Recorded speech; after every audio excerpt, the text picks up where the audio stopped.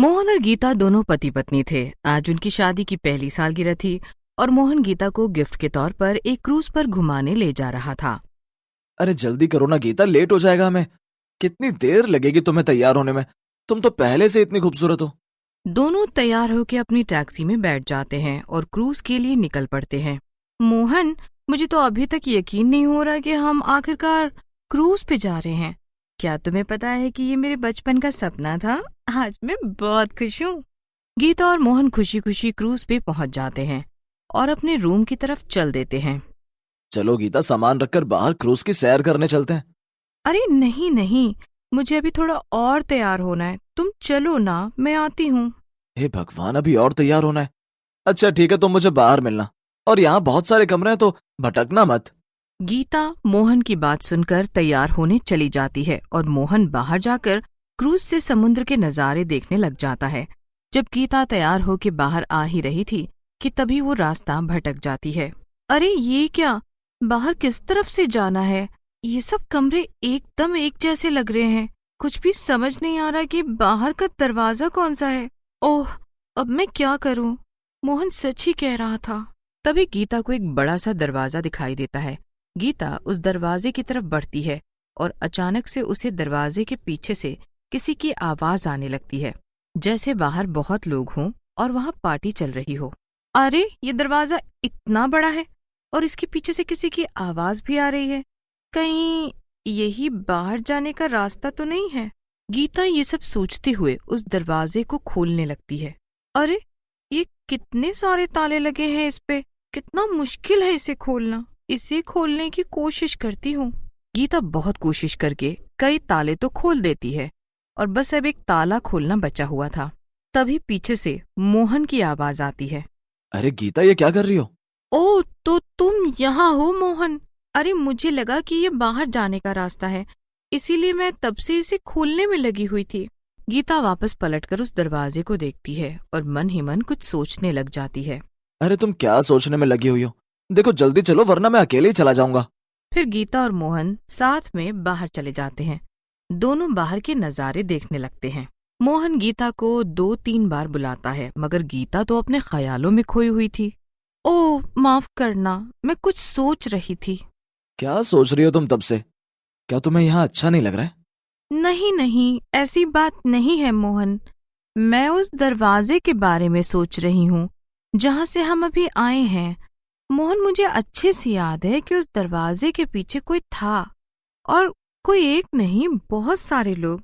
मैंने किसी की आवाज सुनी थी, जैसे वहां पार्टी चल रही हो। अरे तो उस बारे में इतना क्या सोचना। हो सकता है उधर से बाहर निकलने का कोई रास्ता हो, या पीछे सचमुच कोई कमरे हो जहाँ पार्टी चल रही हो, और वो पीछे का दरवाजा हो जहाँ से अंदर जाना मना हो। देखो गीता, ये क्रूज शिप बहुत बड़ा है और यहाँ बहुत सारे लोग हैं। तुम भी ना, अब तुम इस ट्रिप को एंजॉय भी करो ना गीता। मैं यहाँ सिर्फ तुम्हारे लिए आया हूँ, और तुम हो कि न जाने किस दरवाजे के बारे में सोचने में लगी हुई हो। हाँ तुम ठीक कह रहे हो। चलो अब मैं भी नहीं सोचती कुछ। गीता मोहन की बात मान लेती है और दोनों मिलकर क्रूज पे मजे करते हैं। रात हो जाती है और दोनों बहुत थक जाते हैं। गीता और मोहन अपने कमरे में आ जाते हैं। मोहन तो बिस्तर पे गिरते ही थक कर सो जाता है, लेकिन गीता को नींद ही नहीं आ रही थी। अरे ये अरे क्या करूं, मुझे तो नींद ही नहीं आ रही है। एक काम करती हूँ, बाहर जाकर थोड़ा देर टहल लेती हूँ। गीता उठकर अपने कमरे से बाहर आती है कि उसे फिर से वही दरवाजा दिखाई देता है। गीता ना चाहते हुए भी उस दरवाजे की तरफ बढ़ने लगती है। गीता उस दरवाजे के एकदम सामने आकर खड़ी हो जाती है। न जाने मुझे बार बार ऐसा क्यों लग रहा है कि ये दरवाजा मुझे अपनी तरफ खींच रहा है। शायद इस दरवाजे के पीछे कोई है। क्या करूं? क्या इसे खोलकर देख लूं? नहीं नहीं, कहीं मोहन मुझसे गुस्सा ना हो जाए। ओहो, क्या करूं अब मैं? गीता वहीं खड़ी होकर ये सब सोच ही रही थी कि उसने ये फैसला कर लिया कि उसे दरवाजे को खोल कर देखना है। उसने वो आखिरी ताला भी खोल दिया। जैसे ही गीता ने उस ताले को खोला, दरवाजे के पीछे से एक भयानक भूत सामने निकल कर आ गया। क्या? भूत! भूत! बचाओ! ये तो एक भूत है। गीता ने वहां से भागने की काफी कोशिश की, लेकिन तभी भूत उसके शरीर में घुस गया। गीता की आंखें एकदम लाल हो गईं और वो बेहद डरावनी दिखने लगी। बड़े दिनों के बाद आजाद हुआ हूं और आजाद होते ही एक शरीर भी हाथ लग गया। वाह, अब आएगा ना मजा। अब तो इस क्रूज में किसी की भी खैर नहीं। चलो अभी चलकर थोड़ा आराम कर लेता हूँ। वैसे मुझे तो काफी भूख लग रही है। क्यों ना आराम करने से पहले इस औरत के पति को ही मार कर खा लो। भूत ये सोचकर मोहन और गीता के कमरे की तरफ जाने लगता है कि तभी उसे उनके कमरे के बाहर एक आदमी दिखता है। वो आदमी नशे में था और अपना कमरा ढूंढने की कोशिश कर रहा था। आदमी की नजर गीता पर पड़ती है, पर उसे तो ये खबर ही नहीं थी कि गीता के अंदर कोई भूत है। ओहो, इतनी खूबसूरत औरत, कहीं मैं सपना तो नहीं देख रहा। बताओ मेरी रानी, मेरे साथ चलोगी? चलो हम हमारे कमरे में चलकर आराम से बातें करते हैं।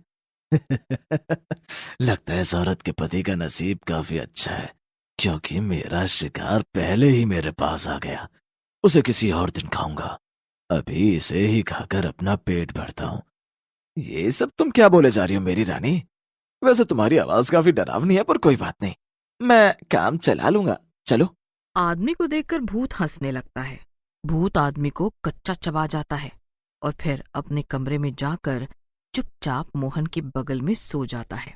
सुबह जब मोहन की नींद खुलती है तो वो देखता है कि गीता उसके बगल में सो तो रही थी, पर उसके शरीर पर और मुंह पर काफी खून लगा था। मोहन देखता है कि उसके कमरे में जमीन पर भी खून था और दरवाजे पर भी। मोहन उठकर दरवाजा खोलता है तो उसके पैरों तले जमीन खिसक जाती है। बाहर कई लोग खड़े थे और वहां हर तरफ बस खून ही खून था और आदमी की सिर्फ कटी हुई टांगे वहां पड़ी थीं। ऐसा लग रहा था कि मानो किसी ने उसके बाकी के शरीर को कच्चा चबा लिया हो। अरे आखिर ये सब हो क्या रहा है? अरे एक औरत ने इस आदमी को कच्चा चबा लिया और वो तुम्हारे ही कमरे के अंदर गई थी। यहाँ पर काम करने वाले लोगों को जब ये आदमी की टांग यहाँ मिली तो उन्होंने सीसीटीवी कैमरा चेक किया। ये सब क्या कह रहे हो तुम?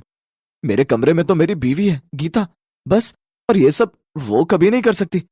अरे वो इतनी मासूम है। अरे हम सब ने देखा है उसने किस तरह इस आदमी को कच्चा चबाकर खाया, और देखो तुम्हारे कमरे में भी खून है।